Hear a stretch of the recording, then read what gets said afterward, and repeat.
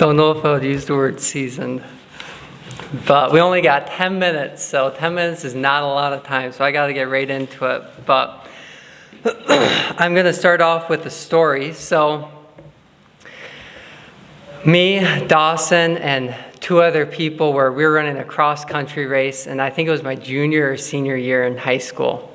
I don't remember which one it was, but we were running a cross-country race. If you don't know what cross-country is, where we were running in this particular spot was cross-country. You had dirt, sand, and then you had some bumpy spots, some hills, and also it was so crazy they had arrows on the ground spray painted for where you're supposed to go, because if not, you would get lost super easy. They had them every half mile or quarter mile about. So this was at the tail end of my high school. There wasn't much competition at all for running. There's really only two other people had to worry about beating me. So we start the race and we're running, and all four of us top runners really kind of get in different spots, and then we run about a mile, and we all were friends, so we all ended up running together for the next half mile or so. And we're running and we're running and we're running, and all of a sudden we come to an intersection, and there was no marker anywhere. It was a three-way intersection, two paths coming out this way, one going this way, and there's no arrow anywhere. So we're like, where are we supposed to go? We look down one, the next, don't see anything. We look down the way back, and we see there's a corner. So we run up to the corner to see if there's anything beyond it. Nothing there. So we came to the conclusion that we were definitely off trail. We missed a mark somewhere on the track. So we had a decision to make at that point. We had to run back and try to win because we were all in first place at that point. So me and Dawson decided we were going to run back and we were going to try to win, but the other two people decided that there was no chance. So they started walking. They decided they were going to walk back. But we were running, and me and Dawson actually ended up winning the race. We ran about an extra quarter mile the wrong way. So we had to run a half a mile extra in total. But we were able to win. Luckily, everyone else there wasn't much athletically. So, but that was just a little funny story, and I figured I'll compare that in a spiritual aspect. Is first of all, through this story, I noticed that we got off track. And in our lives, a lot of times that can happen to us as well. We can get off track spiritually. I don't think anybody in this room, if you've ever been saved for any amount of time, would say you haven't gotten off track. Probably most of you would say you've gotten off track multiple times in your life. Sometimes probably pretty far off track, and other times maybe just slightly. But at the end of the day, we're all sinners. We all mess up, and we're all saved by God's grace. And we all end up failing. We all end up getting off track spiritually. And that's the first thing I want to notice. We get off track. You look at Bible examples. You see the 12 disciples when Jesus was beaten and crucified. Where were they? They were not to be found. Only one was at the cross. And Peter, when he denied Jesus thrice. David, man after God's own heart, killed a man, committed fornication, and was off track for multiple years. But all these people came back to do some great things for the Lord.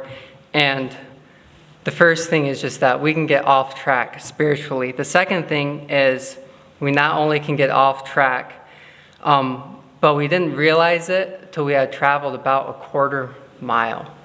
And that's actually quite a little ways. And a lot of times in our lives, we can be going, think we're doing good, and then all of a sudden we get to a spot and we're like, man, I haven't read my Bible in a week. I keep on telling myself I'm going to read it tomorrow, and it's been a week, 2 weeks, a month.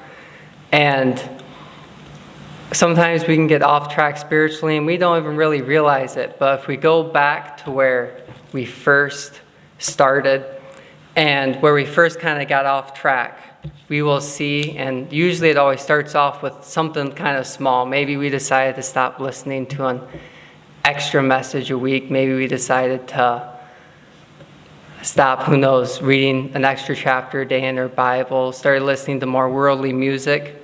And we started spending less time doing spiritual things. I have a verse. Won't have you flip there. In Matthew 6:21, it says, "For where your treasure is, there will your heart be also." And one of our greatest treasures is our time. Time is something you can't buy, you can't get with money. And when you start spending more time doing spiritual things, you'll be doing good spiritually. When you start taking things away, I'm going to do this instead, start going more to the world, you're going to start spending less time doing spiritual things, and you'll start kind of heading off track. And sometimes we just slowly do that, and then we don't even realize it till we're a little ways down the road and we're struggling, and we can't figure out why. It's because of those little things that we start spending less time doing. So the first thing was we got off track. The second thing is we got off track without even realizing it, about a quarter mile. The third thing is me and Dawson, we had a decision to make. The other two people, they decided they were going to walk, and we had a decision if we were going to try to run and we were going to try to get back on track and we were going to try to win, or if we were just going to give up and we were just going to walk. Or really you had those three choices. You're either going to give up, you're going to walk, or you're going to run and try to finish. And that was the third thing we had. So in conclusion, got to keep to the 10-minute quota. Just a couple questions. Are you off track spiritually? Just ask yourself that. Am I off track spiritually? Just think about that. Maybe it might just be slightly. Maybe it could be, you know it, and it's a lot. But are you off track spiritually?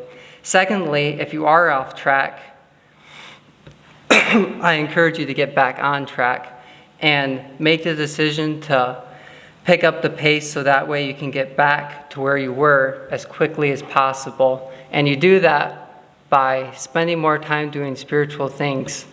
Add an extra chapter to your Bible reading. Start listening to a message. I had a little story from myself from old Pastor Rogers preached a message where he decided he was going to listen to preaching for a month instead of music.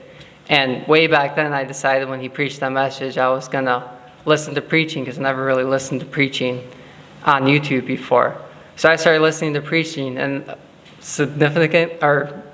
because I did that, I started to grow. And it's crazy how that works. So spend time doing spiritual stuff. And lastly, I just wanted to encourage you to get back on track. If you're off track, to get back on track. One verse for you: if a just man falleth 7 times, but riseth up again, but the wicked shall fall into mischief. That's probably, if I had to say my life verse, that just man fell 7 times, but he was still considered just because he got back up. And that's all I have for you.